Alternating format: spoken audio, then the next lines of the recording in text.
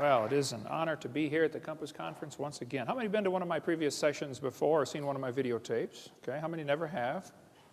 And how many do not understand the question so far? All right, well, good. Well, as he said, my name's Ken Hovind. I taught high school science for 15 years. Brother Bill, I don't understand this apologetics stuff, okay? I don't apologize at all. I believe the Bible is literally true and scientifically accurate, and I think the evolution theory that's being taught in our schools is one of the dumbest and most dangerous religions on planet Earth. Okay. So,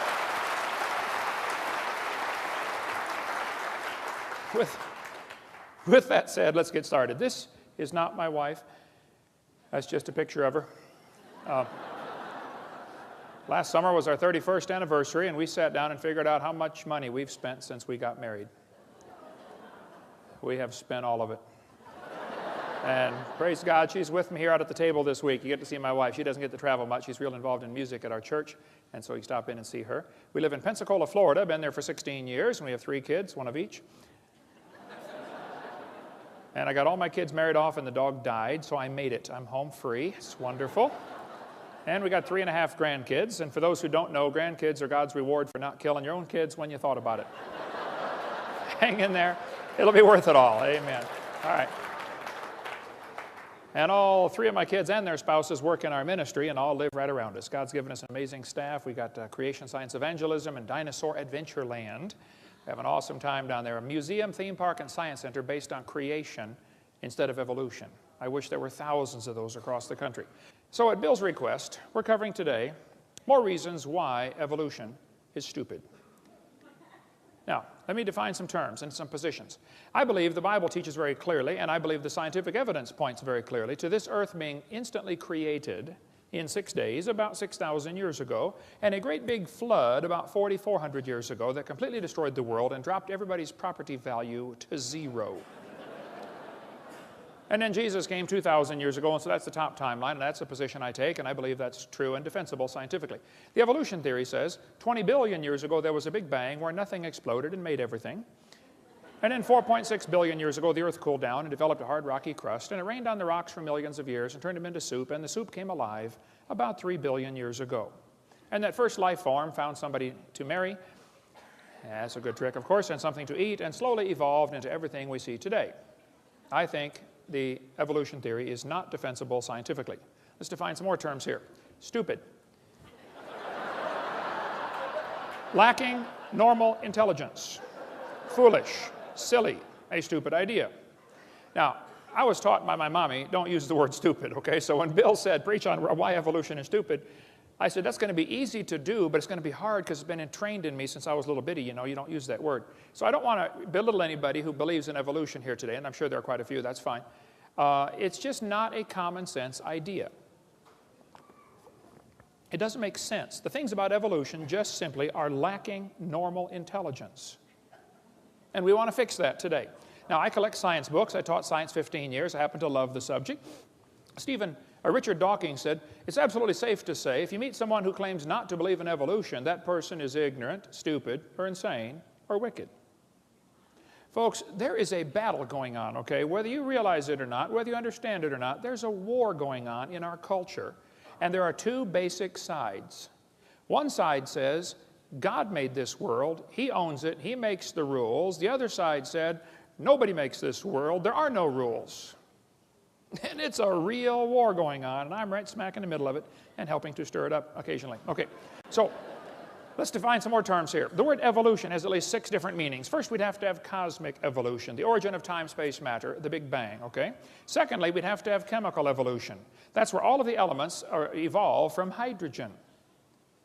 I think that's silly. We'll talk about that in a minute. Thirdly, there'd have to be stellar evolution. The stars would have to evolve. Cosmic evolution, chemical evolution, and stellar evolution. There's a lot of stars out there.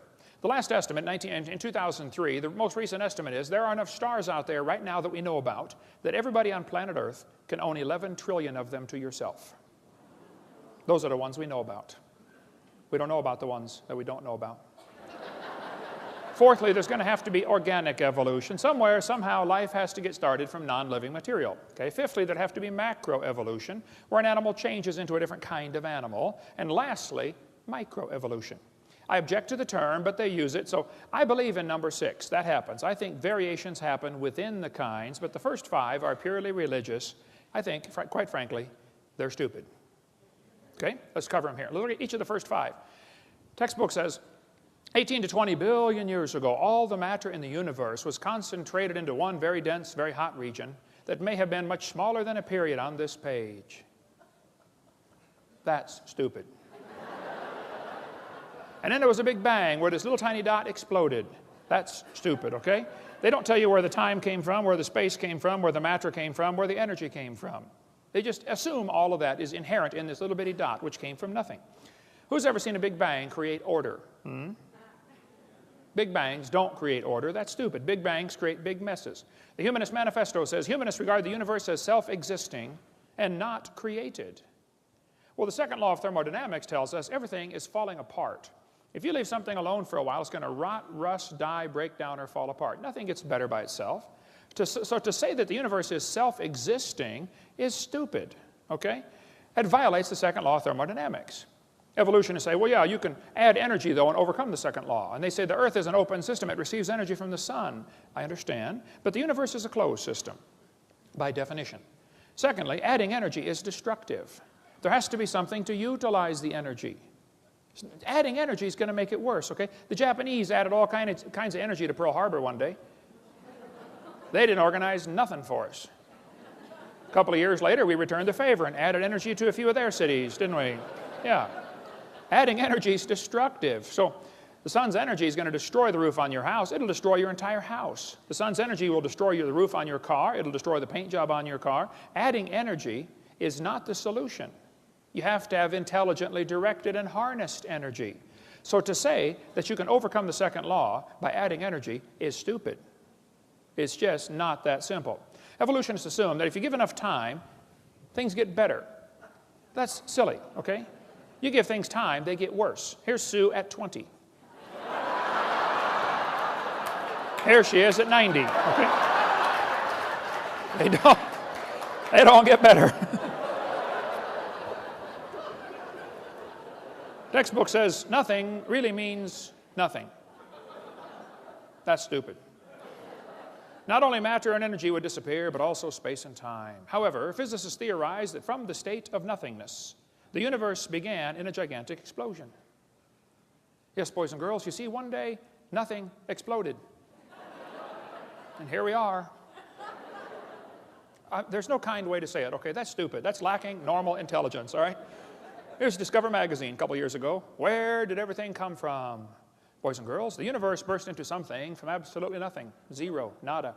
As it got bigger, it became filled with even more stuff that came from absolutely nowhere. That's real stupid. Yeah.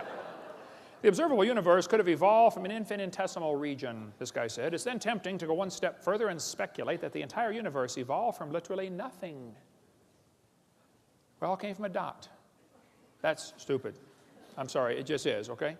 So the Bible says, in the beginning, which is a reference to time, which, by the way, has 3 dimensions, past, present, future, a trinity, and you can't escape time. God created the heaven, that's space, which has 3 dimensions, length, width, height. You can't escape space. Where can you be where you're not in space or in time? You can't escape them. It permeates everything. And God created the earth. You know, matter comes in 3 dimensions, solid, liquid, gas. We have a trinity of trinities in 10 words. In the beginning, God created the heaven and the earth. Time, space, matter. All 3 have to come into existence at the same instant. If you had matter but had no space, where would you put it? If you had matter but had no time, when would you put it? You have to have all 3 simultaneously. People say, what did God do for millions of years before the creation? Well, your question assumes that God is stuck in time, space, matter. We are the ones stuck in time, space, matter. He's not stuck in those. See, if God was limited by time, He's not God. This is not 2004 in heaven. There is no time in heaven. And before the creation, there was no time.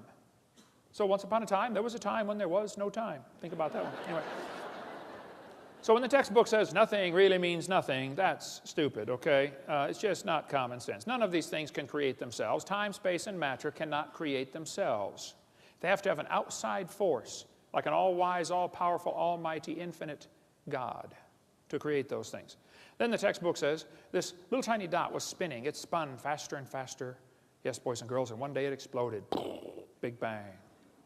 Well, if you take a merry-go-round and put some kids on there, get the merry-go-round going clockwise as fast as it'll go, the kids go through distinct phases. In phase one, they're screaming at the football players. Come on, let's go, faster, faster. You get up around, 30 miles an hour. They go to phase two, where they stop screaming. Then you get going faster, and you get around 60 miles an hour, they start screaming again. But now they're screaming, stop, stop, please, slow down. When you get up around 100 miles an hour, you enter phase four, where the kids begin to fly off the merry-go-round. Now, when the kid flies off, you notice something interesting. As the kid is flying off the merry-go-round, if the merry-go-round is going clockwise, the kid, even after he leaves, is spinning clockwise until he encounters resistance, like a tree or telephone pole. That's because of a law known as the conservation of angular momentum. A spinning object that breaks apart will send all the fragments off spinning in the same direction. And people say, well, what if they collide? They can't collide. The longer you wait, the further apart they get.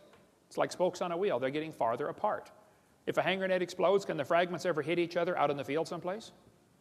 No, it doesn't happen, okay? Conservation of angular momentum says spinning objects break apart and the fragments fly the same direction, spin the same direction.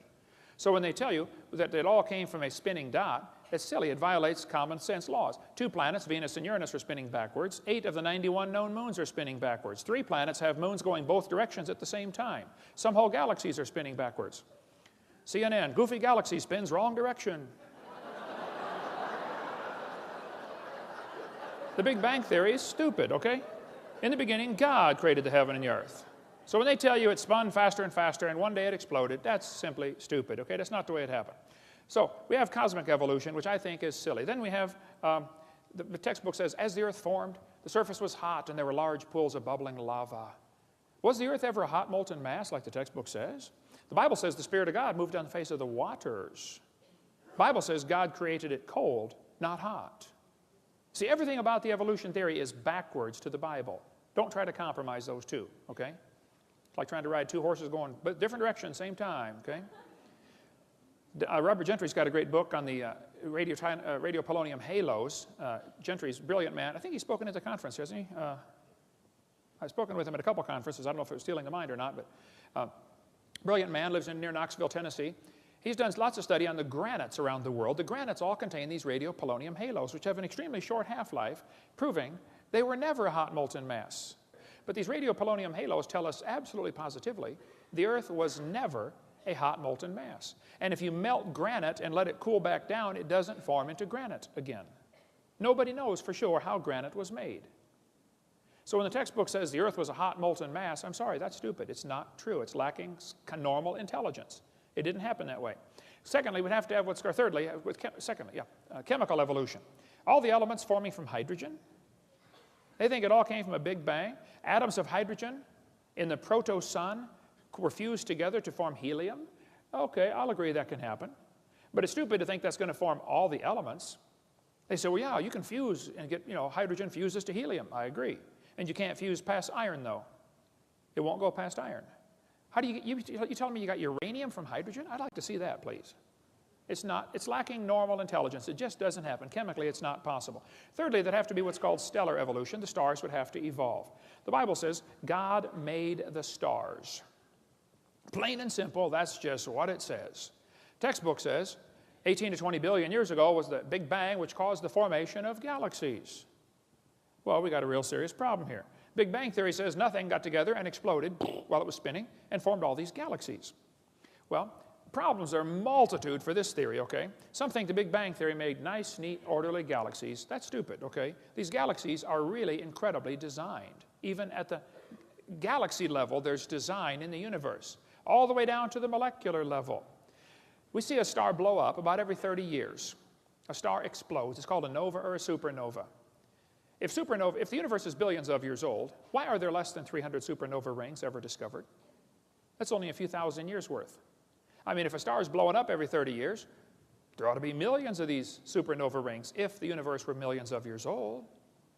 Don't tell me it's millions of years old. I don't believe you. That's just not common sense. They say, well, yeah, new stars are forming. They say, this textbook says, new stars are constantly being born in clouds of gas and dust.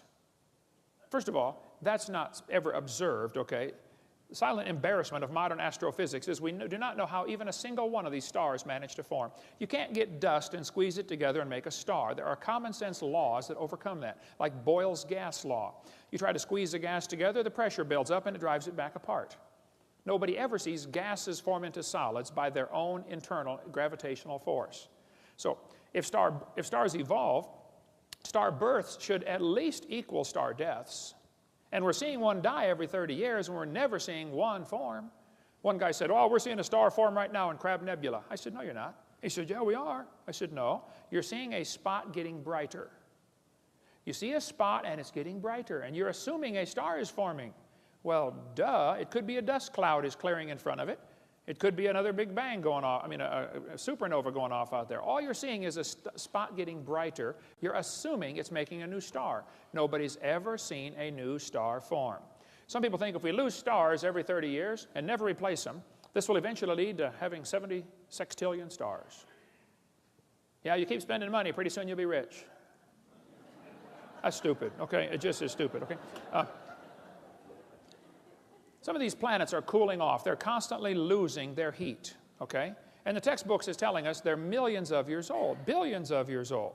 You can't just keep cooling off and cooling off. Pretty soon it's cooled off. I mean, if you walked into a room and found a cup of coffee sitting on the table and I said, don't touch the coffee, that's hot. And you said, well, whose is it? I said, I don't know, it's been sitting there for 400 years. That's stupid, okay? Jupiter has a moon called Ganymede, which has a very strong magnetic field. Scientists are kind of perplexed by this because the magnetic field indicates a hot molten core, and yet Ganymede should have cooled off billions of years ago. Why does Ganymede still have a hot molten core and a strong magnetic field? To say it's billions of years old is stupid. It's just lacking common intelligence. Saturn has rings around it, but the rings are constantly expanding. They're moving away from the planet. To say they're billions of years old is stupid. They can't be billions of years old. They would have been dissipated by now. They're not billions of years old. The moon is going farther away from the Earth every year. We're slowly losing the moon. Now, this is going to be complicated, so listen carefully. As the moon goes around the Earth, it's gradually getting farther away. It's spiraling out about 3 inches a year. So that means that it used to be closer. Well, if you bring the moon in closer, you start to create a problem, you see, because the moon causes the tides. Now, you folks here in Denver probably don't worry about the tides. But in Pensacola, you worry about the tides, okay? Well, if you brought the moon in closer, you'd create a serious problem because there's a law called the inverse square law. If you bring the moon into 1/3 the distance, you take the 1/3, inverse it, square it, it's 9 times the gravitational pull. If you run all the math on this, you'll find 1.2 billion years ago, the moon was whizzing around just above the surface of the Earth. That explains what happened to the tall dinosaurs. They got moon.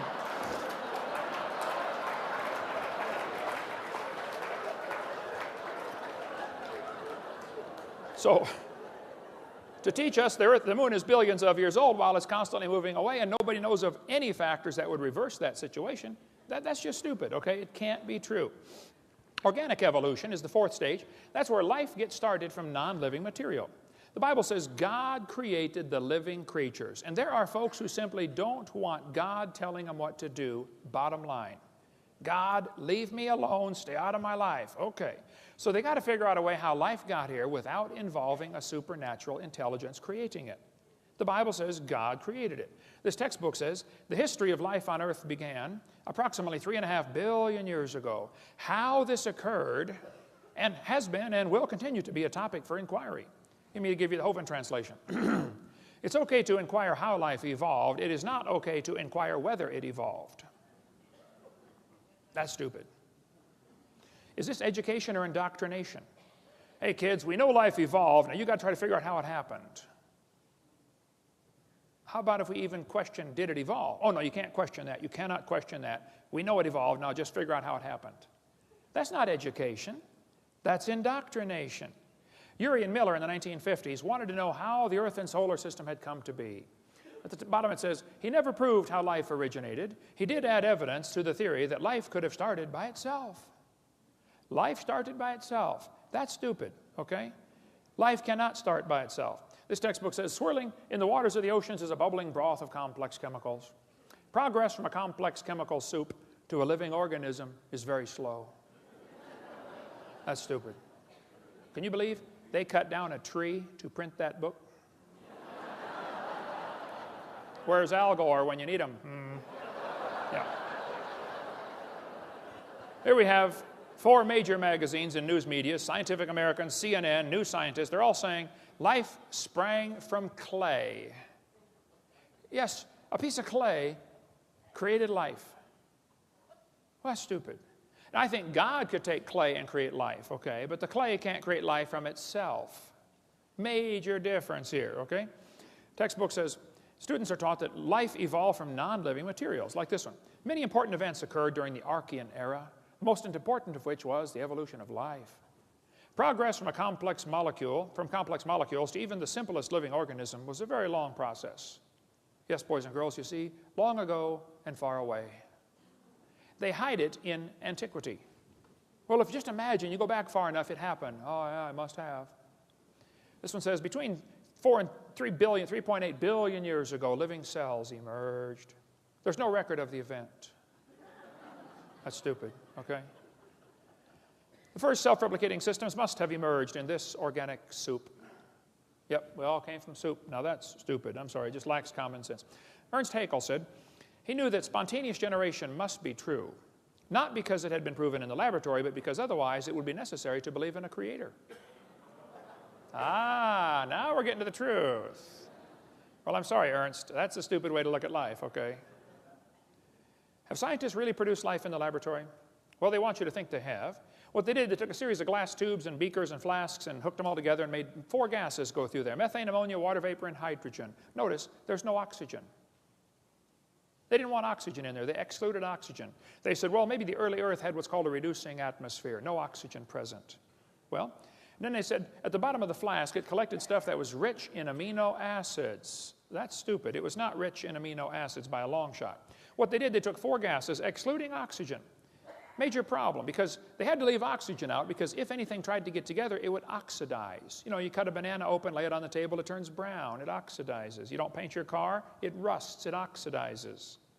So they took oxygen out. The problem is, you got to have oxygen. See, ozone is made from oxygen, and ozone blocks UV light. So if you take away the oxygen, now the UV light destroys your ammonia, and that's one of the other gases you're trying to use.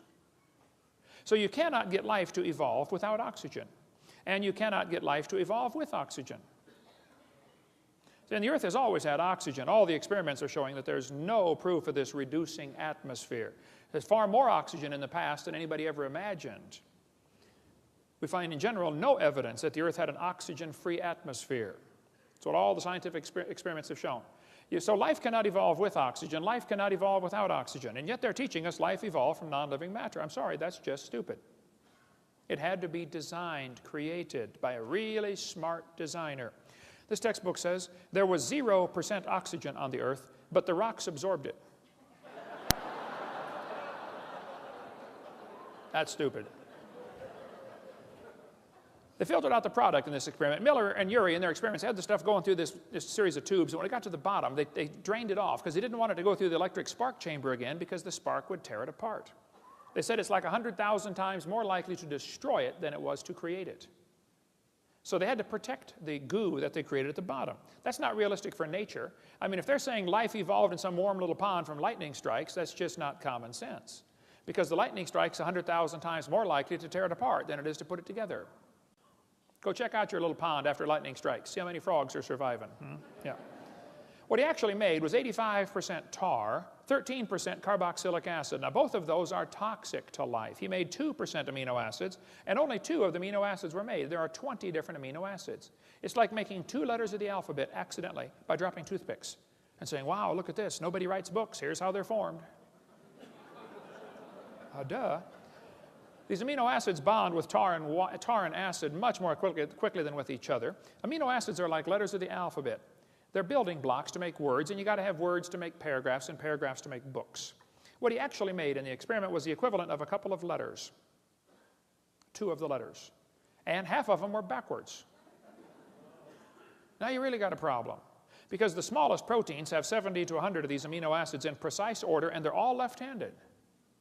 What's the chances of dropping toothpicks out of an airplane and creating letters on the ground 70 letters in a row, all facing the right way, all spelled correctly, just to make one paragraph. The chances are 0. It's not going to happen. Now, if you believe it will, that's great. I admire your faith, but don't call it science. And don't make me pay to put that in the schools like it's part of science. Okay, you go start yourself a private school and teach that junk to anybody that wants to pay and come learn it. This is America, the land of the free and the home of the slave, so, or whatever. So, now, DNA and RNA are all right-handed molecules, and hundreds of these have to combine in the right order, and they unbond in water much faster than they bond. And as far as I'm concerned, folks, the oceans are completely full of water. Brownian motion is going to drive them apart. It is not common sense to say scientists have made life in the laboratory. It's just stupid. They haven't even come close. I was in a debate one time, and this one student in the Q&A time said, Hovind, what are you going to say if scientists ever make life in the laboratory? What are you going to say then? I said, well, first of all, I would like to point out they're a long ways from it. They're nowhere close to creating life. They can't even get just a couple of these amino acids to combine. Can't even make a protein. He said, well, you're right. I said, now, to answer your question, I guess I'd have to say, if a bunch of intelligent scientists get together and create life in the laboratory, that would prove it takes intelligence to make life. Which is what I've been saying all along.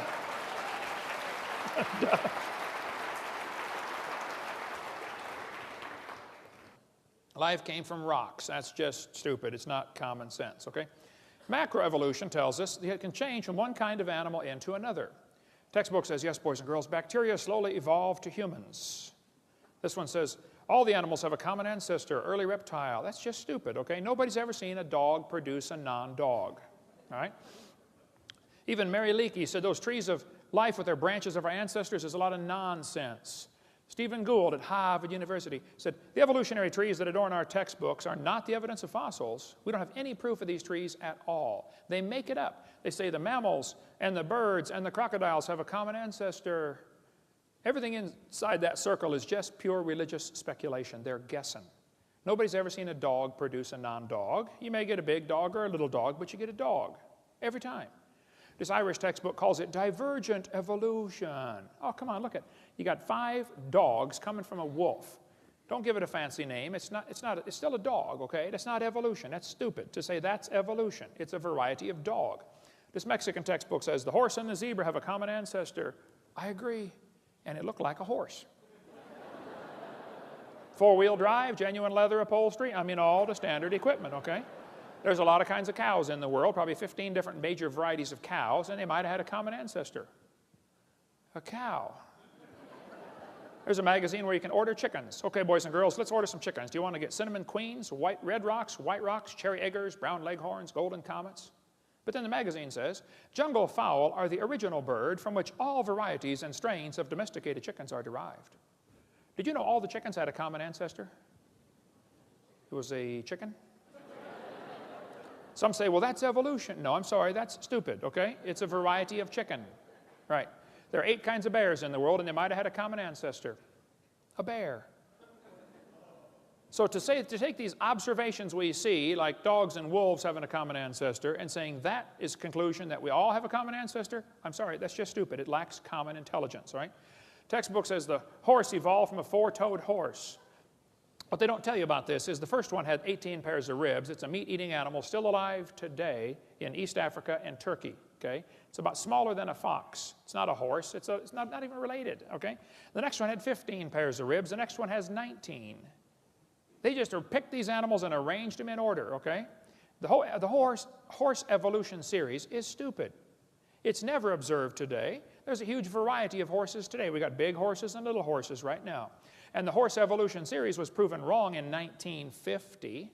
Even G.G. Simpson, who believed very strongly in evolution, says, look, folks, it's not true. It's wrong. Take this out of the textbooks. It never happened in nature. But they still keep this in the textbooks. And they know it hasn't held up to examination, but they don't have any replacement evidence. Othniel Marsh made up this entire horse evolution idea in 1874. He made it up. He picked animals from all over the world. Modern horses are found in layers with the so-called ancient horses. The ancient horse, the Hyracotherum, is not even a horse. It's just like a hyrax, still alive today in Turkey and East Africa. The ribs, we can go all day about the difference between horses and the hyrax, okay? Tulsa Zoo finally took down their display because 2,000 people signed a petition saying, get this lie out of our zoo. They took it down for 6 months and then put it back up when nobody was watching. Peabody Museum still has the horse evolution on display. Now, it's only been proven wrong for 55 years. I know it takes a while to get displays up to date in your museum. But 55 years is long enough in my book, okay? Leaving that thing in the zoo is stupid.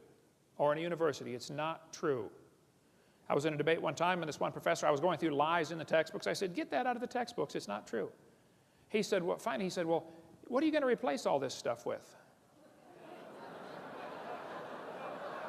Now that's stupid. I said, are you telling me we can't take a lie out of the textbooks unless we got a replacement? What you're trying to say is, folks, we want the kids to believe this theory. We've got to give them some evidence, and this is all we've got, and you're taking away our evidence. Now you've got to find some more. Look, I didn't pick the dumb theory to begin with, okay? I don't believe it. Pick a new theory. That's the way science works. If you don't have any evidence for your theory, you get a new theory. The problem is, all the evidence for evolution has been proven wrong, but they don't want to take it out because there's no replacement. I'm not trying to get evolution out of the textbooks. I just want the lies out of the textbooks. Evolution will automatically go with it because there's nothing left to support it. The Bible says God formed the eye.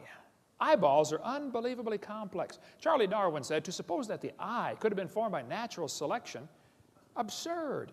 And then he goes for 4 chapters after that and says how he thinks it happened anyway. The back of your eyeball is 1 square inch, called the retina. It contains 137 million light-sensitive cells, all wired to the brain. Now, my daddy started me off when I was about 7 building a ham radio. I've done a lot of electrical wiring in my life, built 9 houses. I've done all kinds of electrical wiring. My dad was an electrical engineer at Caterpillar Tractor Company. I cannot imagine hooking up 137 million connections in 1 square inch. My Heavenly Father did it. He's pretty smart. I debated a guy named Ed Buckner, who's an atheist in Buffalo, New York. He said the human eye is an example of poor design. I said, why would you say that, Ed? He said, well, the eye is wired backwards. I said, what do you mean? He said, well, the blood vessels are in front of the retina. I said, yes, I know that. I taught biology and anatomy. He said, well, the octopus has a much better eye because their blood vessels are behind the retina. I said, well, Ed, let me explain something to you. We live in the air. Okay? Air is a very poor insulator for UV light. Okay? So your eyeball has the blood vessels in front of the retina because that's your body's last defense against ultraviolet light. Now, octopus live in the water. Okay? Now, water blocks UV light. See, we have eyes designed for living in air, and they have eyes designed for living in water. Now, if you want to swap eyes with an octopus, you just enjoy yourself, but that's stupid, okay? You're going to be blind in a few weeks, all right? What they're trying to say is, well, God wouldn't do it this way, so it must have evolved. That's a silly argument for evolution. They're trying to say poor design is proof of evolution. Porsche made a car one year. It was just a poor design. You could not get the spark plugs out without taking the motor mounts loose and lifting the motor up. That's a poor design. So does that prove nobody designed the Porsche? No. And they look at the human body today and think we are a poor design. I say, first of all, fellas, you need to stop and consider something. What you're looking at right here is a copy off of a copy, off of a copy, off of a copy, off of a copy, off of a copy, off of a copy, off of a copy, off of a copy of Adam. This same gene code's been copied so many times, it's amazing we can stand here and talk about it, okay? You're not looking at the original by a long shot, okay? This one is a poor example of the original. Getting worse, too, by the way, much poor example. Oh. It's stupid to say that poor design is evidence for evolution. The eyeball is so complex, you can walk into a room and look around the room, and in 1 second, your eye picks up enough information to keep the Cray computer busy for 100 years analyzing everything you picked up. Fastest computer in the world. This textbook says the complex structure of the human eye may be the product of millions of years of evolution. That's stupid. The eyeball had to be designed. This textbook shows the kids a reptile eye and a bird eye. And it says, boys and girls, right here, you must picture or imagine how evolution happened. Yeah, we can line up these eyes. Can't you just imagine how one changed to the other? No, The first debate I ever did. They called me up from University of West Florida. I'd just been in Pensacola for 6 months, and I've been writing letters to the editor about the evolution in the newspaper there. And boy, I stirred up a hornet's nest. I do that everywhere I go. Anyway, the university called me up and said, hey, would you like to come debate one of our professors? I had never had a debate in my life except with my wife, and I lost those every time. How many know what I'm talking about? Come on, get your hand up, you coward. Put your hand up. Well, so I did. I said, what do I do? I don't know anything about debates. They said, you send us 30 questions, and he'll send us 30 questions, and we'll pick them out of the hat. I said, okay. I sent the question. I said, an owl has a cylinder-shaped eyeball like a tin can, like a telescope. The owl cannot move his eyes in his head like you can. They're not round. They're can-shaped, cylinder-shaped. He's got like a little telescope. When he's looking at you, okay? He has to turn his whole head to look at something. Now, it gives him a disadvantage. He can't move his eyes, but the advantage is he can read the newspaper at the other end of the football field. If he could read and he cared what's going on. I said, now, most eyes have a round eyeball. This one has a cylinder-shaped eyeball. Would you please explain to me how this evolved? And how did the bird see in the meantime when it was partway cylinder and partway round? That question never came up, but anyway. So when they're telling you the eyeball evolved, it's just stupid, okay? It's not common sense, okay? Michael Behe is not a young earth creationist, but he's got a great book out called Darwin's Black Box. I highly recommend that book if you want to study the complexity of things in nature. For instance, every little bacteria swimming around has at least one hair on it called a cilium. That little hair is attached to a rotary engine in the bacteria's skin. That little engine is so tiny that 8 million of them would fit on the stump of a human hair. Cut your hair off, 8 million motors will fit on a stump. Yet it turns 100,000 RPM and stops in 1/4 revolution and goes backwards 100,000 RPM. I've done a little bit of motor work. I've had 128 cars in my lifetime. I've rebuilt the motors, the differentials, the wobbleator shafts, the Newton valves, the high-speed muffler bearings, filled the headlight fluid. I know how to work on cars, okay? I can't imagine building a motor that would turn 100,000 RPM. And they think this little bacteria motor happened by chance? As things get smaller, the fluid they're swimming through feels thicker. It's called a viscosity problem, okay? So a bacteria swimming through his little world is about like a human swimming through peanut butter. And that little bacteria, turning that little motor on the back of that thing, can swim the equivalent of a human swimming 60 miles an hour through peanut butter. We've got a model of this thing in our museum. This textbook says humans probably evolved from bacteria more than 4 billion years ago. They can swim 60 miles an hour. Sign them up for the Olympics, man. You think we evolved from them, we're getting worse, not better. No, that's just stupid, okay? Okay. There's no kind way to say that. They say fossils prove evolution. I say, guys, you got to be kidding. Fossils prove evolution? No fossil counts for evidence for evolution. None. Fossil record? There is no fossil record. There are a bunch of bones in the dirt. Now, you're putting your interpretation on them, okay? It's not a record. This guy says evolution is a fact, and the best evidence for evolution is the fossils. That's silly, okay? There is no fossil record. You cannot look back in the fossil record. You look at fossils in the present. You put your interpretation on them, okay? There is no fossil record. It's stupid to say that that's evidence. If you find a bone in the dirt, all you know is it died. You can't prove it had any kids that lived. You sure can't prove it had different kids. And why would you think a bone you found in the dirt can do something animals today cannot do, which is produce something other than their kind? No, the fossil record, that would not hold up 2 seconds as evidence in a court of law. This guy says, I said this one, there are no missing links, the whole chain is missing. Stephen Gould said, the absence of fossil evidence is a nagging problem for evolution. We got a good theory, if only we had some evidence. Now that's just stupid, Stephen, okay? By the way, Stephen Gould died with a set of my tapes on his library shelf. I went to visit him a few years before he died. He wasn't there to talk to his secretary. I donated my videotapes to Stephen Gould years ago. Had him sitting on right there next to his desk. Hope he watched them. Hope he got saved. Maybe he did. I don't know. Hope so. But to believe that we've got a good theory, we just don't have any evidence. Okay, well then maybe consider the theory might not be right, okay? Richard Goldschmidt said, the first bird hatched from a reptile egg.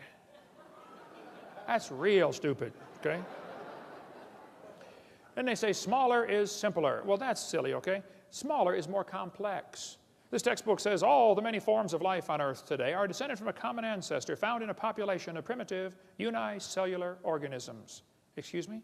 A primitive unicellular organism? If it's single-celled, it's not primitive, it's complex. That's stupid to say that's simple. One little paramecium is more complex than the space shuttle, and you can put thousands of those into a drop of water. Smaller is not simpler. Here's a microchip inside a paperclip. It's not simple. This ant is holding a microchip that is capable of processing all the letters in the Bible 200 times per second. Let's compare the brain of a honeybee to a NASA Cray computer. The honeybee is tiny. The Cray computer is huge. We'd all agree there's a size difference, okay? The brain of a honeybee is pretty small. The Cray computer could do 6 billion calculations per second. I think they got a faster one now. But the YMP-C90 could do YMP-90 could do 6 billion calculations a second. It's estimated the honeybee's brain does 1,000 billion calculations per second. The Cray uses many megawatts. The honeybee uses 10 microwatts. Talk about energy efficient. You know, the honeybee not only makes honey, he flies on honey. That's his energy source. And the honeybee can fly 1,000,000 miles on 1 gallon of honey. How would you like a machine that gets 1,000,000 miles per gallon? Cray costs $48 million. The honeybee's brain is pretty cheap. You splat them on your windshield all the time. Many people scramble to help babysit the dumb Cray computer. If it breaks, man, you got to call in a whole crew to fix it. Honeybee has a self-healing computer. How'd you like one of those? Cray weighs 2,300 pounds. Honeybee doesn't weigh too much. Let's see. The Cray computer is huge, slow, inefficient, costs lots of money. You got to babysit it. But everybody knows it was designed. There isn't anybody with half a brain who would tell you the Cray came from an explosion in an electronics factory. But they turn right around and say the honeybee evolved. That's stupid, okay? Smaller is not simpler. Smaller is more complex. And the brain of a human's a lot more complex than a honeybee. The human brain's unbelievable. You've got the memory capacity of the entire British Library. You have the computational power in bits per second greater than the entire national telephone system. The human brain is absolutely phenomenal. One evolutionist told me that he thought the human brain was nothing but 3 pounds of chemicals that arranged themselves by chance over billions of years. I said, then how can you trust your thoughts and the conclusions you've come to? That's stupid, okay? Maybe, never mind. DNA proves evolution. Yes, boys and girls, we have evidence from molecular biology. Percentage of DNA sequences is talked about here. It says Darwin speculated all forms of life are related. This speculation has been verified. You think DNA has verified Darwin's theory? That's stupid. DNA is unbelievably complex. The DNA molecule in your body, the deoxyribonucleic acid, is the most complex molecule in the universe. If you took it and unwound it and unwound it and unwound it and unwound it and unwound it, if you could ever get the thing untangled, it'd be about 7 feet long. And it'd be like a twisted ladder. Each half of the ladder is called the genes. That thing splits all the way down the middle, recombines when you make a new baby, and it gets all back together, and winds itself all back up. Unbelievably complex. The average person has 50 trillion cells in their body. The DNA from all, if your entire body's DNA would only fill 2 tablespoons, but if you tied them all together, it would reach from Earth to the moon and back. 5 million round trips out of 2 tablespoons. If you typed out the code found in your DNA, when you got done typing that incredibly complex code, you'd have enough books to fill Grand Canyon 40 times. You think that happened by chance? Well, the probability of just one DNA coming by chance is 1 in 10 to the 119,000th power, which is a big number, when you consider the entire visible universe is 10 to the 28th inches in diameter. DNA happened by chance? I'm sorry, that's stupid. Now, you might not like the idea of there being a creator because that means you might have to answer to that creator someday. Okay, well, I can't help you then. I did a debate at Embryo University a couple months ago, 3 against 1, 3 professors against me. It was a slaughter. Those poor guys, I felt so sorry for them. Oh, man. The next day, the student who organized the debate said, would you guys like to do that again? I said, no. After the debate, we had a Q&A time, and one of the kids said, I believe evolution's a fact. I said, well, let me ask you a question, son. Suppose, just suppose, creation was true. Suppose I'm right. Suppose there is a creator. And he owns this place. I mean, he made it, he owns it. Just suppose, okay? And he makes the rules. I said, would that change your lifestyle any? He said, what do you mean? I said, well, suppose the Creator gave us a book like the Bible that says, thou shalt not commit adultery. Don't lie, don't cheat, don't steal, no lust, no fornication, no pornography. Is this going to change your lifestyle any? He said, yeah.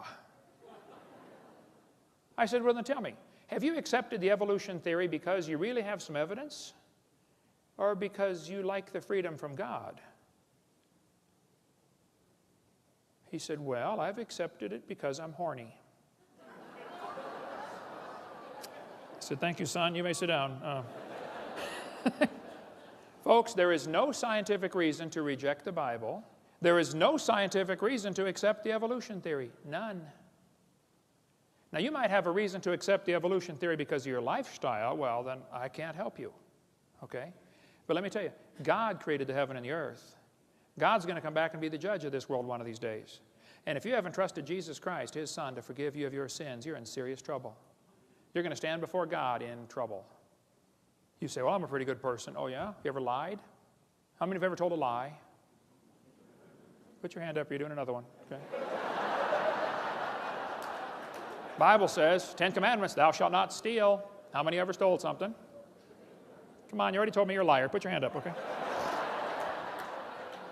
Well, that's just 2. We already know we're all a bunch of lying thieves, okay? You think, people say, well, God's going to judge my good works against my bad. Who on earth told you that? Go to the judge and say, Judge, I only murdered 1 person. Look at all the people I didn't murder. Surely my good works outweigh my bad. You better think that one through. And God will say, okay, I won't send you to hell for your good works. I'll send you there for the bad ones. How about it? What if you died today? We're going to cover in the next session a bunch more reasons why evolution is stupid, and it is. But I think Satan is using this theory to blind people, to give them a placebo. Oh, I've got an answer to life. I know how we got here, and God didn't do it. It's absolutely a stupid idea. And Satan's laughing at you for believing in it. And I got probably, as Bill said, he wanted 100 more reasons why evolution is stupid. I started going through that thinking, I don't think I can trim it down to 100. There are thousands of reasons why it's stupid. It just lacks normal intelligence. You know, it's common sense to look at something, when you find something designed, if I find a cell phone in the dirt, it's logical to say, somebody must have designed this. I don't have to see the designer. It's just logical, there must have been a designer, period, okay? When you're walking through the woods and you find a painting hanging on the tree, it's just logical to say, you know, somebody painted it, even if you can't have any evidence of who did it. The painting is proof of the painter. The creation is proof of the Creator. And if you're here today and you're not saved, the Bible says you're going to hell. You say, I don't believe in hell. You can go to hell without believing in it. That won't affect God at all, okay? If you're not saved, that's why we do this. Our ministry is called Creation Science Evangelism. We stand without apology. The Bible's true. And we want to use the evidence for science and creation to evangelize. If you're here and you're not saved, I want to talk to you. I'm not going to call you stupid to your face. But evolution is a stupid idea. Now, if you believe it, wise up, okay? Quit believing that stuff. We'll be glad to show you how to get saved after the meeting. Thank you so much. It's an honor to be back here again, teaching on more reasons why evolution is stupid. We probably could do a series, Bill, of 20 hours on this topic. But we only got 1 more hour, so we'll get done as quick as we can here. Why evolution is stupid. We left off in the last session talking about DNA, deoxyribonucleic acid, the most complex molecule in the universe. To say that formed by chance is just plain stupid. But let's suppose it did. Chromosomes are the most complex molecule there is, and penicillin only have 2 of these chromosomes, these DNA strands. So they must have evolved first, and then slowly over millions of years, they got some more chromosomes and turned into a fruit fly. They have 8. Very slowly over millions of years, they developed more chromosomes and became a tomato, or possibly a housefly. They're twins. It's very tough to tell the difference between these 2. And then slowly evolved into a pea, and then over millions of years, it became a bee. Now there you can see the similarity. Pea, bee, very similar, okay? And slowly, over millions of years, we had triplets. Either the possum, the redwood tree, or the kidney bean came first. I'm not sure. Tough to tell them apart, folks. They all have 22 chromosomes, you know. There's, let's see, possum, tree, kidney bean. Let's see, possum, kidney bean, evolution. Oh. And then slowly, over millions of years, we evolved enough chromosomes to be a human. Here we are with 46. If we can just get 2 more, we're going to be a tobacco plant. I know some already smell like it. Sometimes I'll get on the elevator and I'll say, man, you're evolving, you're way ahead of me. And maybe someday we'll have enough to be a carp. And it probably won't happen in my lifetime, but maybe star date 349572, we'll have enough chromosomes to be a fern. Why don't they talk about the chromosome number as evidence for evolution? They tell the kids 20 kinds of amino acids, that's true, make up all the proteins. It says, explain how this fact supports the idea that all life shares a common ancestor. Well, that's like saying all the books in the library have the same 26 basic letters. That's a good point. You see, boys and girls, that proves they all evolved from Morse code. No, teacher, somebody wrote those books, okay? That's just stupid to say that the fact that we all have 20 amino acids is proof we're related. See, the reason God designed it where we all have the same basic amino acids that make up the proteins is so that the brown cow can eat the green grass and give the white milk, and I can drink it and get the blonde hair. See, if we didn't have all the same basic building blocks, we could only eat each other. Think about it. Well, let's talk about evolution. I believe the hamster evolved first. They only live about 2 years. And then slowly, this is based on longevity now, slowly evolved into a cat and then a canary. They're very similar. You can see the lifespan. And then a dog and a chimpanzee. They're slow. This is the real order of evolution. Humans are near the top. Turtles actually live slightly longer than humans, so they're probably the most evolved species on Earth. Or maybe we should arrange animals in order based upon their top speed. The peregrine falcon is the most evolved animal in the world. Below that's the cheetah, then the antelope, the coyote, the ostrich, all the way down to the garden snail, 0.03 miles an hour in high gear. Or maybe we should arrange the animals in order of how they evolve based upon their gestation period, how long they're pregnant. Elephants are the most evolved. They're pregnant 21 months. Hamsters only half of a month, 15 days. Maybe we should arrange the animals in order based upon their body weight. The blue whale's the most evolved. The shrew at 1/4 ounce, the least evolved animal. I mean, they just make up these charts to say how we evolved. They say the humans and the orangutans are 96% similar in their DNA. And that proves a common ancestor 15 million years ago. Well, now hold on a minute. Barney Maddox was the leading genome researcher on the DNA project. He said, folks, the difference between the human and his nearest relative, the chimpanzee, is at least 1.6%. He said that doesn't sound like much, but calculated out, that's a gap of 48 million nucleotides, and a change of only 3 nucleotides is fatal to an animal. There is no possibility of change. They used to think we were 98.4% similar. They've now discovered it's actually 5% difference. So there are hundreds of millions of differences between humans and chimpanzees. His nearest relative, the chimpanzee, that's stupid, okay? Now, some of my ancestors swung by their necks, no question, but none of them swung by their tails, okay? Now, arranging animals in some kind of fictitious order doesn't prove anything. All they're doing is doing this on paper. Even if they find him in order, it wouldn't prove anything. I mean, if I get buried on top of a hamster, does that prove he's my grandpa? Even order of burial wouldn't prove anything. But I've been doing research on the evolution of the fork. I've put together fragmentary evidence for a long time. I believe over millions of years, probably the spoons evolved. It's quite obvious. You can see the difference there. And I believe the knife evolved to the spoon and then slowly became a 4-tine fork. And if you break one off, it's a threek. And if you break another one off, it's a took and then a wonk. Okay? But I felt like I knew I had it right, but I felt like I had a missing link. I found it one day flying to Connecticut on U.S. Air, the missing link. So the evolution of silverware is becoming very complete. Yeah. A lot of mutants didn't survive. When people found out I was researching the fork and evolution, they sent me all kinds of frauds. I mean, people are trying to get famous, okay? They were hoping for fame and fortune. This was an obvious fork head on a spoon handle, but my trained scientific eye caught it right away. That was a fraud. Of course, a lot of variations of races appeared along the way. Look, you can turn a cat to a cot to a dot to a dog, changing one letter at a time. You can play around with this for a while and turn yourself into a fool if you're not careful. Yeah. Now they tell the kids dinosaurs turned to birds. The Bible says the birds are made on the 5th day, Reptiles made on the 6th day. Did you know everything about the evolution theory is backwards to the Bible? Every single thing is backwards. The Bible says man brought death into the world. Evolution says death brought man into the world. The Bible says God created man. Evolution says man created God. It could not be more opposite. This guy says, dinosaurs are alive as birds, scientist says. Oh, wow, scientist says. Well, that's proof of something, isn't it? That's stupid, okay? Dinosaurs are not alive as birds, okay? Textbook says birds are the descendants of dinosaurs. Yeah, all you got to do is put a few feathers on him and give him a shove, man. It's not that hard. Man. They say Archaeopteryx is proof of evolution. Archaeopteryx is the missing link. Yes, boys and girls, there it is, the missing link. Archaeopteryx is a bird. A 100% bird, a perching bird.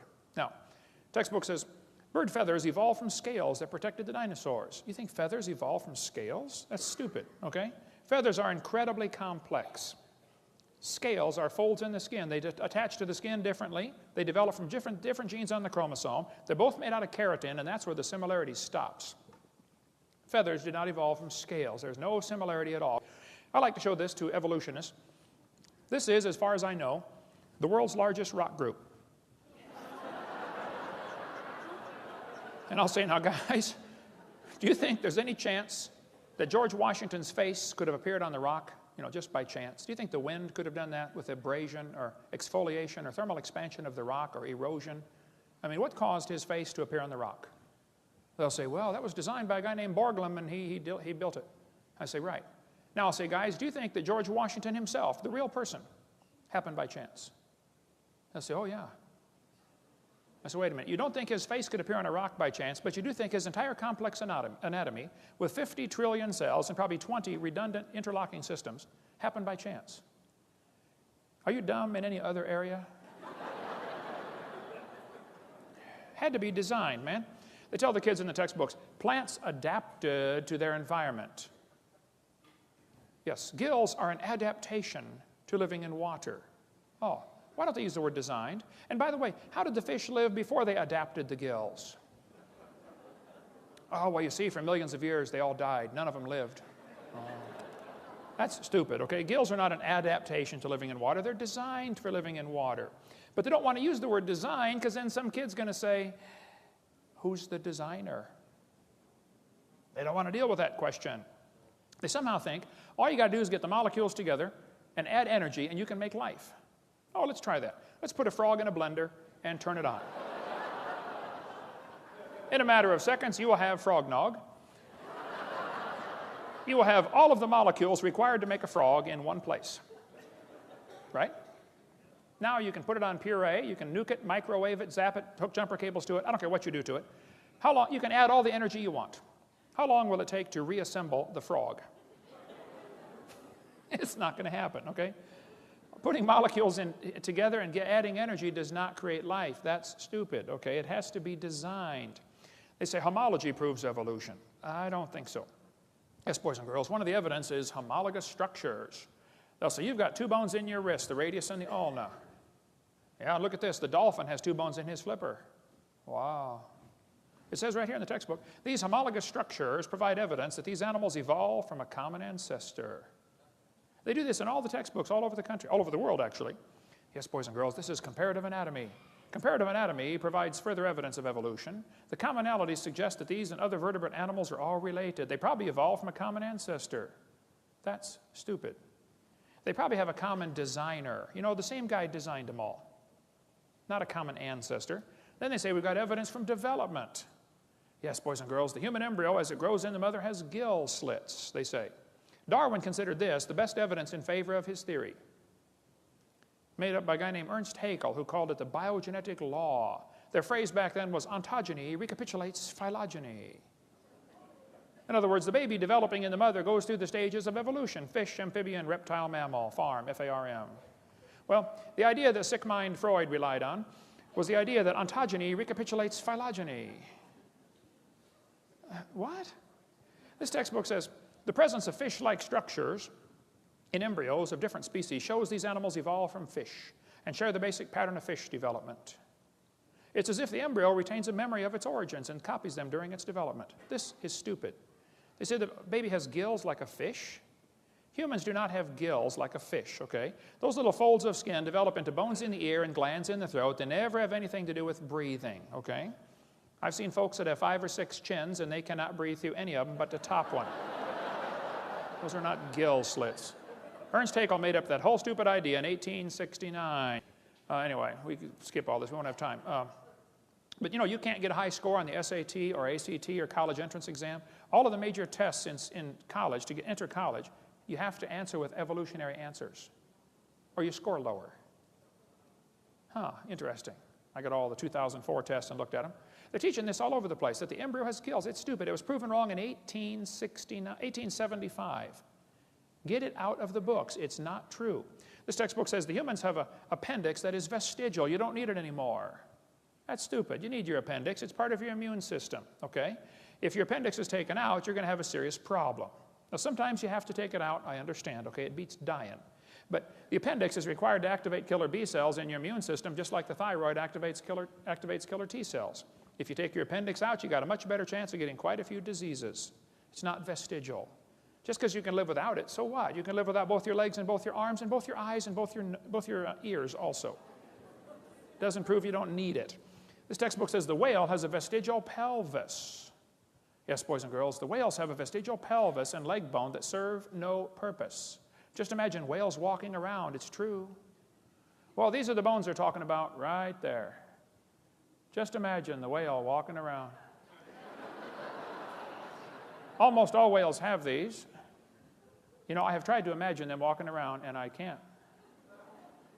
It says the whale's pelvis is evidence of its evolution from 4-legged land-dwelling mammals. That's stupid.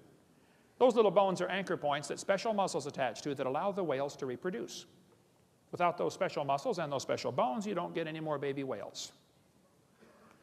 We've got in our museum in Florida a 15.5-foot python snake skin. If you look at the south end of that snake skin, it's got 2 little claws attached to little tiny bones that go up inside the snake's body. Come down and see it, Pensacola, Florida. Textbook says these are rudimentary hind legs of a python snake. Reduced hind legs. That's stupid. Those little claws are used in mating. Okay, the snake doesn't have any arms, all right? And you can't talk and say, scoot over, honey. This has nothing whatsoever to do with walking on land, all right? It has to do with getting baby snakes. That's stupid, okay? Get that out of the book. The textbook says humans have a tailbone that is of no apparent use. That's stupid. I was in a debate one time and this atheist said, Hovind, I got proof for evolution. Humans have a tailbone they don't need anymore. I said, Mr. Patterson, I taught biology and anatomy. I happen to know there are 9 little muscles that attach to the tailbone, without which you cannot perform some valuable functions. I won't tell you what they all are, but trust me, you need those muscles. I said, now, I said, Mr. Patterson, if you believe the tailbone is vestigial, I, Kent Hovind, will pay to have yours removed. Bend over.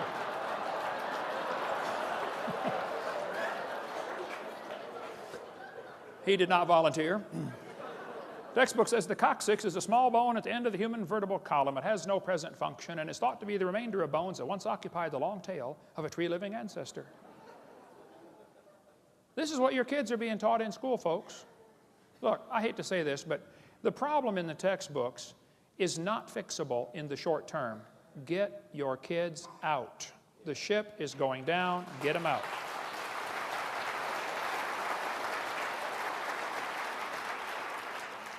The tailbone is not, you say, I can't afford it. Well, sell the car and get a bike, okay? Sell the house and get a tent, okay? But get them out. Okay. Tailbone is not vestigial. This one says the Colorado River, over millions of years, the Colorado River carved the Grand Canyon from solid rock. Colorado River cut through layer upon layer of rock over millions of years. Well, these two, you guys know what snow lines are here in Denver. The red lines indicate the snow line. There's a ridge in between those lines. The river enters on the far right and flows downhill 270 miles and comes out the other side through the Grand Canyon. If you do a schematic view, it looks like this. The river is 2,800-foot elevation when it enters the canyon. The ground goes up as high as nearly 8,000 feet, 8,500 feet above sea level. A couple things to consider about this. The top of the canyon is higher than the bottom. The river only runs through the bottom. The top is higher than where the river enters the canyon by 4,000 feet. Rivers don't flow uphill. There is no delta. Nobody knows where the mud is that washed out of there. That river did not make that canyon. Grand Canyon's a washed out spillway from a couple of big lakes. So when the textbook says the Colorado River carved it over millions of years, that's stupid. Unless they got a river that flows uphill, doesn't work.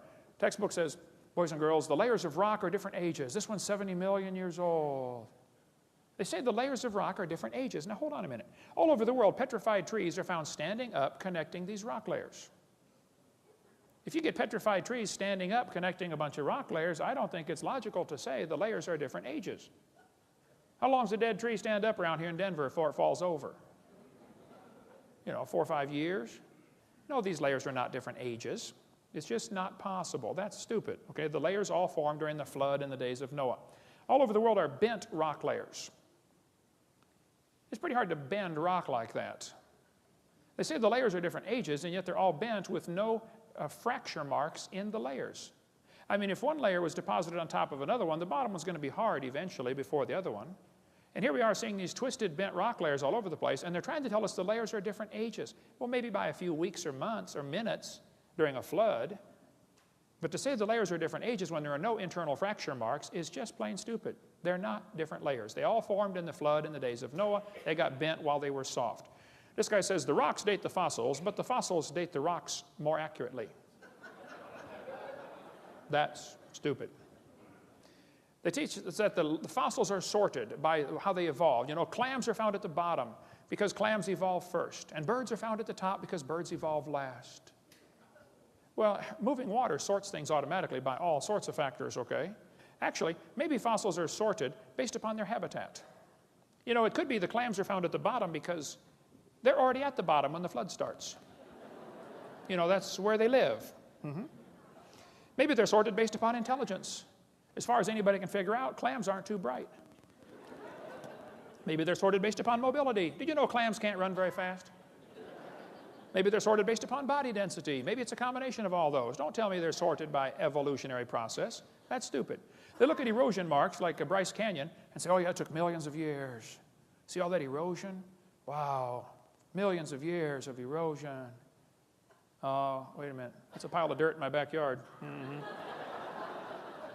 Here's millions of years of erosion along a highway built a few months ago. Ancient seabed. Look at all the, buttes sticking up there and pillars and columns. Oh, millions and millions of years of erosion. All you got to do is fly out west and look out the window of the airplane once in a while, and you'll see huge erosion marks all over the place. The very simplest things could not evolve. There's an excellent, very simple book, so cute. We sell it in our ministry, called Exploding the Big Bang, Could a Box Evolve? Could just a cardboard box evolve? And there's a whole chapter explaining how cardboard boxes are made. Is it possible that a cardboard box could evolve? How about an ink pen? How about a paper clip? Just take some simple objects and shows how dumb it is to think that a human body could evolve. But the textbook says all the many forms of life on Earth today are descended from a common ancestor, found in a population of primitive unicellular organisms. We all evolved from a bacteria. That's stupid. The blue whale grows to 49 tons in 1 year. That's a growth rate of 330 billion times from what it started. If humans did that, you'd weigh a lot. Blue whales slowly tried to evolve this ability over millions of years. None of them survived, of course. They all died. Blue whale evolved from a bacteria. That's stupid, okay? The seahorse, the only fish that swims in the upright position, and the male hatches the eggs. Interesting. What did this evolve from? Who's its ancestor? This evolved from a bacteria? That's stupid, I think.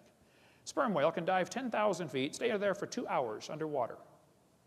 The pressure at 10,000 feet is 620,000 pounds per square foot. As the sperm whale slowly tried to evolve this ability over millions of years, none of them survived. They all died. The sperm whale evolved from a bacteria? I'm sorry, folks, that's just stupid, okay? The platypus, what did it evolve from? It has hair, lays eggs, senses electrical signals in its prey's muscles. When the crawdads are trying to crawl away from this thing, the muscles contract. This thing can sense the muscle contraction in the crawdad. Bats, with their echolocation, can sense a moth and go pick it out of the air, but the moth can hear the echolocation and drop. How did the moth evolve that?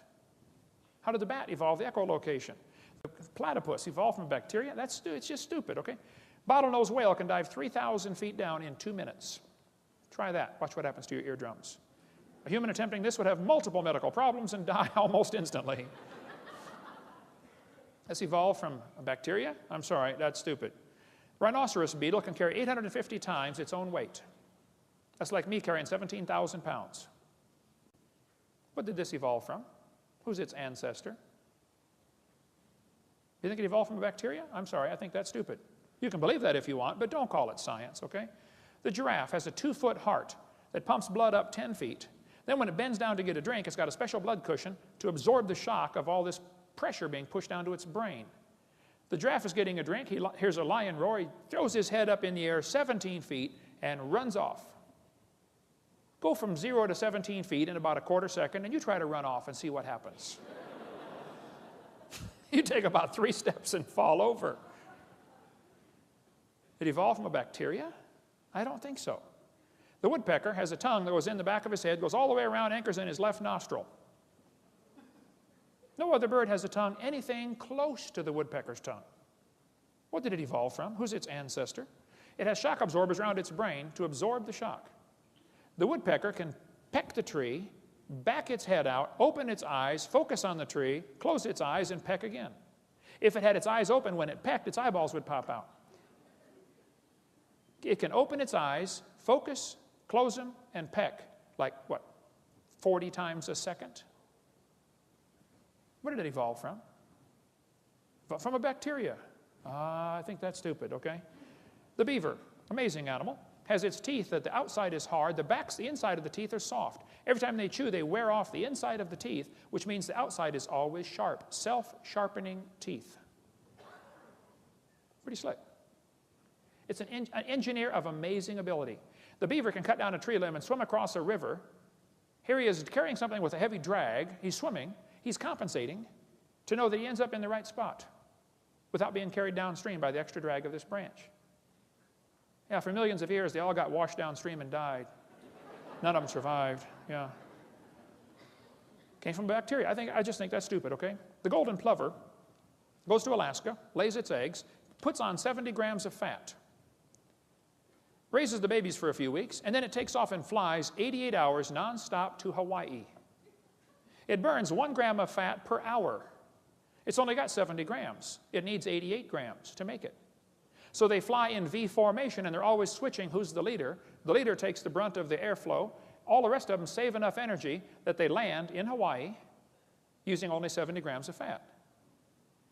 Several weeks later, the babies take off from Alaska and fly to Hawaii. They've never been there.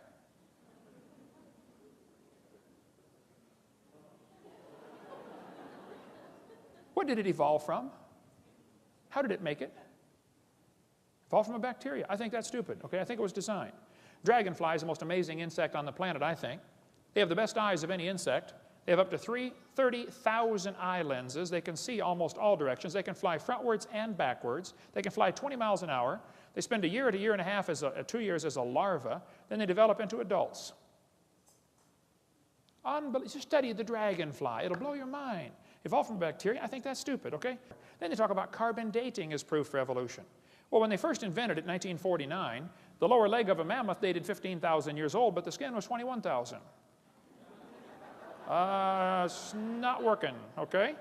1963, living mollusk shells dated 2,300 years old. Still not working. 1970, they said if a carbon date supports our theories, we put it in the main text. If it does not entirely contradict them, we put it in a footnote. If it's completely out of date, we drop it. They pick the dates they want. 1971, freshly killed seal, carbon dated 1,300 years old. It's not working. 1975, one part of a mammoth is 40,000 years old, another part's 26,000. You talk about a slow birth.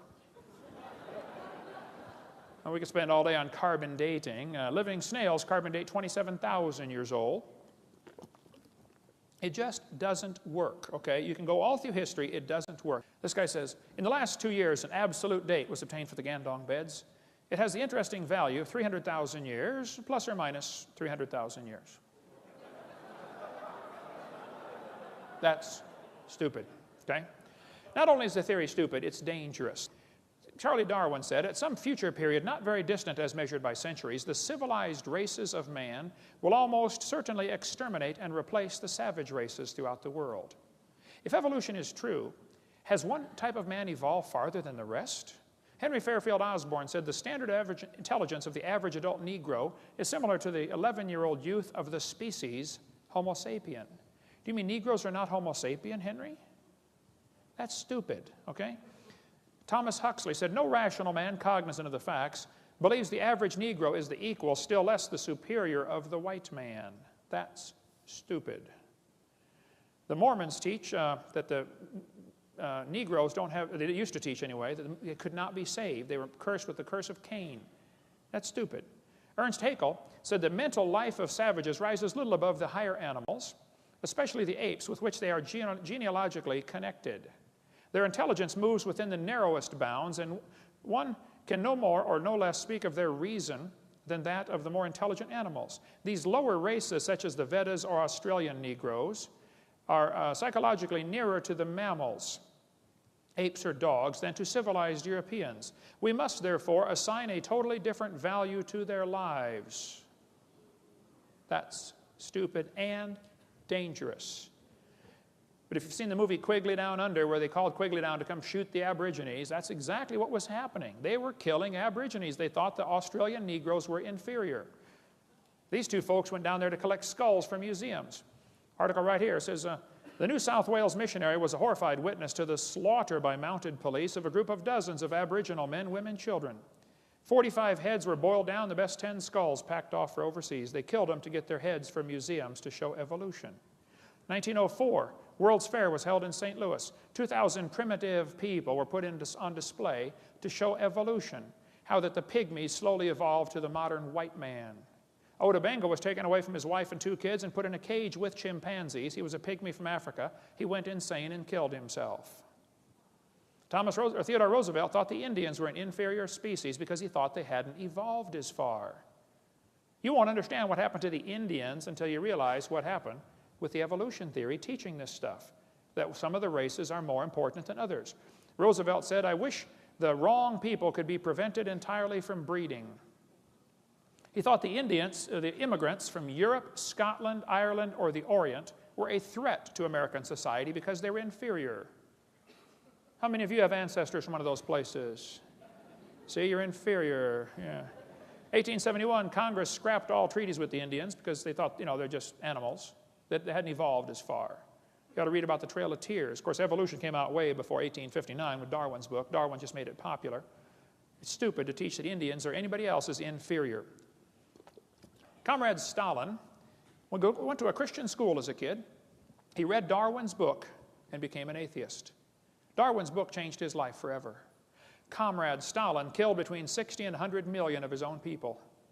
You ought to read any of the books by Alexander Solzhenitsyn. Somebody gave me one once, said, well, Hovind, you got to read this book, The Gulag Archipelago. I said, man, this thing's 900 pages. He said, well, just read the first 5. I said, okay. 3 days later, I finally got to go to bed. I said, man, that was an awesome book. I couldn't put it down. It's stupid to say that somebody's inferior because of their skin color or something else. During World War II, the Germans overran Poland from one side. The Russians overran them from the other side. They captured all the Polish officers and executed them. The Russians finally admitted this, that 14,700 Polish officers were executed at one forest. They put hoods over their head and shot them in the back of the head because they thought they were Poles. They were inferior. That's stupid and dangerous. Pol Pot, the leader of Cambodia, the Khmer Rouge, killed a third of his entire population because he thought he was trying to speed up the process of evolution. That's stupid. Read about the killing fields or Khmer Rouge, what happened over there. When Mao Zedong took over China, they killed 60 million people when he took over China. He wanted to speed up the evolution process. It's stupid, folks. Adolf Hitler's mind was captivated by evolutionary thinking, probably since he was a boy. Evolutionary ideas lie at the basis of all that is worst in Mein Kampf. Hitler thought the Jews were criminals because they were breathing air and drinking water and eating food that belonged to the blonde-haired, blue-eyed Aryans. He said, nature does not desire the mating of weaker with stronger individuals, even less does she desire the blending of a higher with a lower race. Adolf Hitler's book, Mein Kampf, talks about racial crossing all over the place. Higher races. Who's a higher race, Adolf? Hitler thought the blonde-haired, blue-eyed Norwegians were close to pure Aryan. Did you get all that? The blonde-haired, blue-eyed Norwegian. Vorden står det till idag. Ja, sure. Hey there, fella. Ufta. And he thought the Germans were mostly Aryan. The Mediterraneans are slightly Aryan. The Slavics are half Aryan, half ape. Orientals are slightly ape. Black Africans are mostly ape. And Jews are close to pure ape. That's the list Hitler was working off of. He hated the Jews. He also hated the blacks. Olympics were held in 1936 in Germany. Jesse Owens, the black American athlete, won the most gold medals. Hitler said, it's not right to make my men race against this animal. Well, Hitler, that's stupid. He's as much a man as you are, probably more. Textbook says you're an animal. Kids, don't you buy that for a second. That's stupid. You're not an animal. I've seen some look like it, okay? I've seen some act like it. You're not just an animal. You're made in God's image. You're going to answer to God one of these days for everything you've ever said or thought or done. Arthur Keith said, evolution is unproved and unprovable. We believe it because the only alternative is special creation, and that is unthinkable. We don't want to believe this theory. Well, that's a stupid reason to go to hell, because you don't like the theory of that God might have made the world. Julian Huxley said, I suppose the reason we leapt at the origin of species was the idea of God interfered with our sexual mores. That's stupid. The Bible says they did not like to retain God in their knowledge. God gave them over to a reprobate mind to do things which are not convenient. That's dangerous. But can you imagine if God gave up on you? Wow. Maybe you're here today. Somebody dragged you here and said, oh, you got to come to this meeting. I want you to come. And you believe you came from a rock 4.6 billion years ago because that's what you've been taught in school. God is not willing that any should perish. But to accept the idea that you came from a rock and to reject the idea that God created this world, it is stupid, okay? I'm sorry. There's no kind way to say it. The Bible says God cannot lie. He promised, whosoever shall call upon the name of the Lord shall be saved. Now that's smart.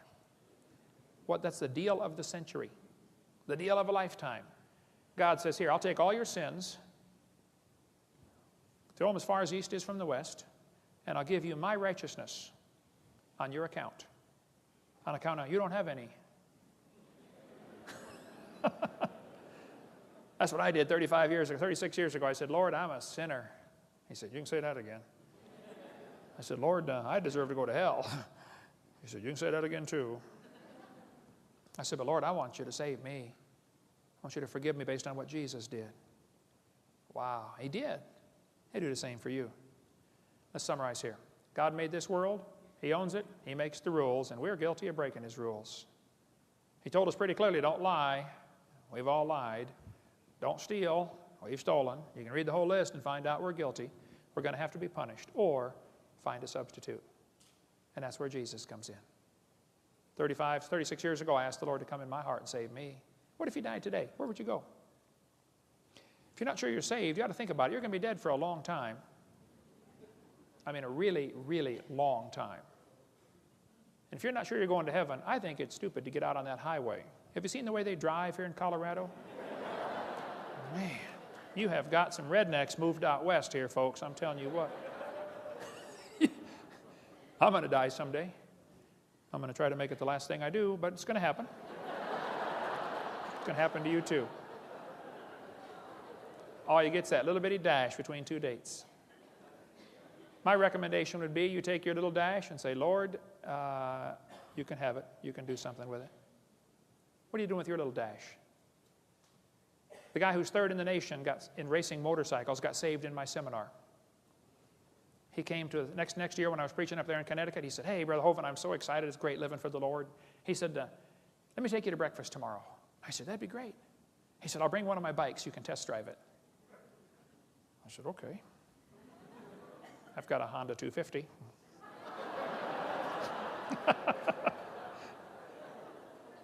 He brought his Honda 900 that had been blueprinted and stroked and bored and balanced, and I'm not sure what all they did to it.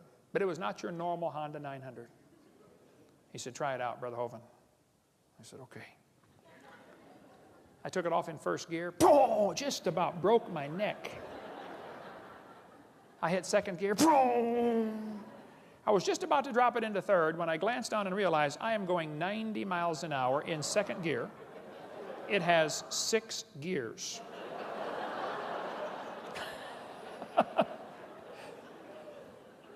I brought it back. I was shaking like a leaf. I said, how fast does it go? He said, I don't know.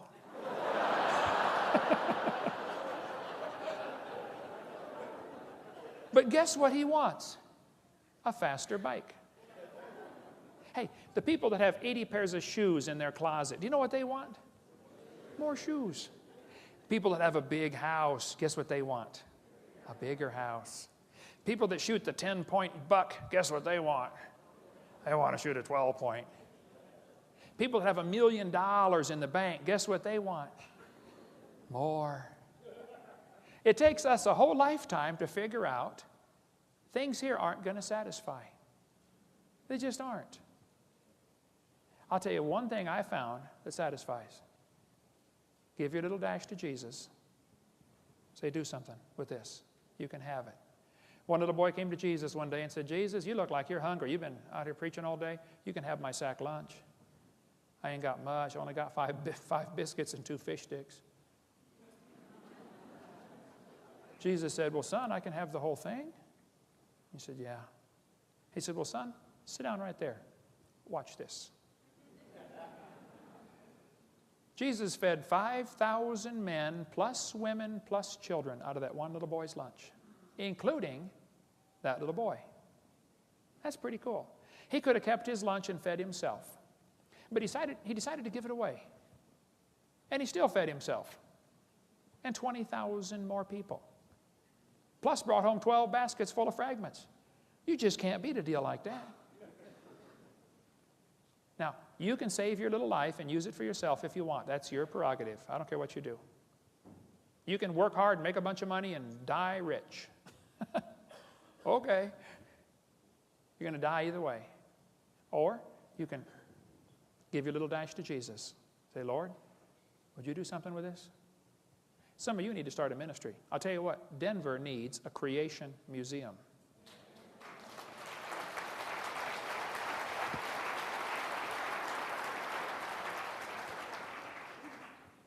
Go to visit Red Rock Amphitheater. I went up there one day and there's all these dinosaur footprints on the hillside. How many have been up there? Red Rock Amphitheater, you know the dinosaur footprints? I stopped up there looking at these dinosaur footprints on the hillside, and this old man was standing up there. He's looking at them, you know. Pretty soon a school bus stopped. And a bunch of kids got out. And this old man walked over and said, hey, boys and girls, I'm a member of the club called Friends of the Dinosaurs. Let me tell you about these dinosaur footprints. He said, millions of years ago, dinosaurs were walking along the beach, and they left their footprints, and they hardened. And then over millions and millions of years, the mountains lifted up, and now the footprints are at an angle like that. After the kids got on the bus and left, I said, hey, do you own this property? He said, no. I said, well, who does? He said, well, this is state property. I said, now, do you get paid to do this, to give these tours to the kids? He said, no, I just volunteer my time. I said, so you don't own the property, and you just volunteer to do this? He said, yeah. I said, okay. Next school bus stopped.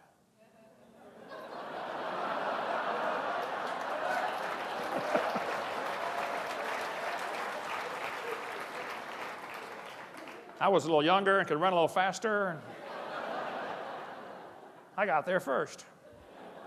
Hey, boys and girls, let me tell you about these footprints. About 4,400 years ago, there was a flood. The whole world was in panic. Noah had all the critters safe on the ark, but the rest of the world, it was disaster. And some dinosaurs were running, trying to get away from the flood. And these footprints got covered up with mud and preserved. And then during the last part of the flood, the Bible says in Psalm 104, the mountains arose, the valleys sank down, the water rushed off. And these mountains formed about 4,400 years ago in the flood. That guy was so angry, I thought he was going to have a heart attack. I know CPR, but I thought, you know.